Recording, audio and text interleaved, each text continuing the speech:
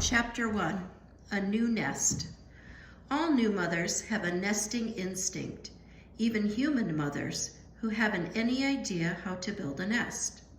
While human mothers are waiting for their babies to be born, their nesting instinct causes them to do the silliest things, such as taking all the pots out of one cabinet and all the pans out of another and switching them.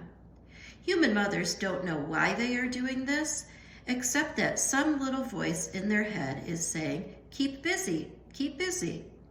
A sensible rabbit mother who hears this little voice will simply pluck her fur with her teeth to make a nice warm baby bed for the near future. But a mixed up human mother will just wander about her kitchen, switching her cabinets for no reason at all. Thus, it was a good thing that Stumpy was a squirrel. She knew a nesting instinct when she felt one, and she knew what to do about it.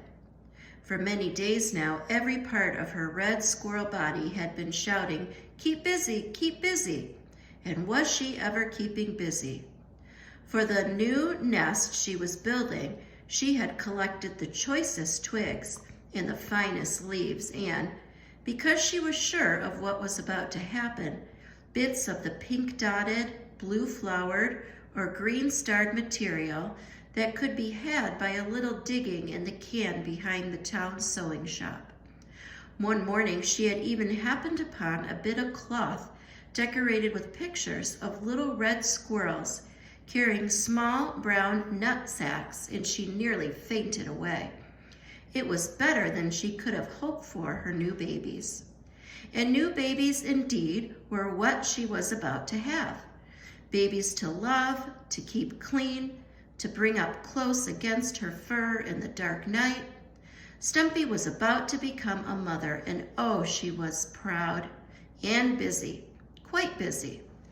Carefully, she lined her new nest with the twigs and leaves and the bits of beautiful cloth. She had recently moved from an old locust tree on the south side of Gooseberry Park to a pin oak on the east. She had moved because, like most who live alone, Stumpy had been rather relaxed about her housekeeping, and her old nest had become difficult to move around in. You see, Stumpy was a collector, and her nest was full of treasures. She had tremendous energy, and after she had found as many acorns and pine cones as could be eaten by one little squirrel, she burned up the rest of her energy by collecting. Stumpy collected these things: tabs from soda pop cans, empty yogurt cups, gum wrappers, coins, ice cream sticks, straws, feathers, pretty pebbles, little balls lost by children, nuts, bolts, screws, tacks, twist ties, rubber bands. Her most beautiful treasure of all, though, had been a lovely watch that glowed in the dark. 2 winters ago, she had found it lying on top of a picnic table. She took it to her nest and didn't realize until evening what a marvel it was. As darkness came, the watch began to shine, and Stumpy's nest became bathed in a soft green light. Animals who passed it at night were drawn to it. Everyone came to see it.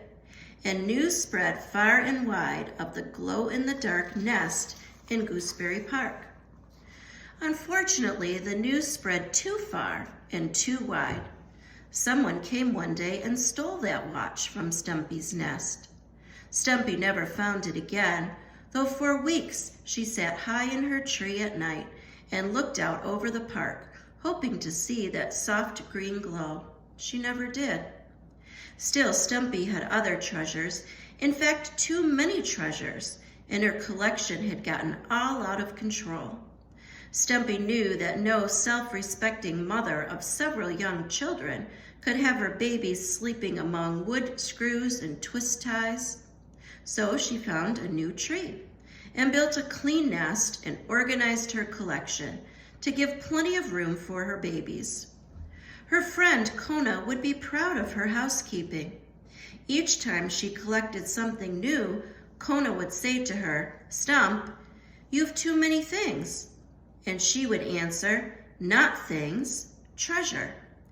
And Kona would say, Stump, my own Professor Albert has a chess set crafted in pure silver, a crystal punch bowl, and a set of Lamaja's china. That's treasure. Well, what could a Labrador dog know about treasure anyway, thought Stumpy. Kona was a good friend, a fine friend, but he had no imagination. If he had, he'd be living in the park, collecting feathers and balls, instead of sitting in a boring ranch house with Professor Albert. Stumpy had babies and copper pennies, and even the chance of finding another glow-in-the-dark watch to look forward to. She went on carefully layering her maple leaves and flowered cloth and green twigs in a safe, warm pocket. Her friend Kona might not regard gum wrappers and ice cream sticks as treasure, but Stumpy knew the noble dog would not mistake the priceless value of new life in the tall pin oak tree. The tree that for her would be a harbor in a storm. The tree that her own babies would call home.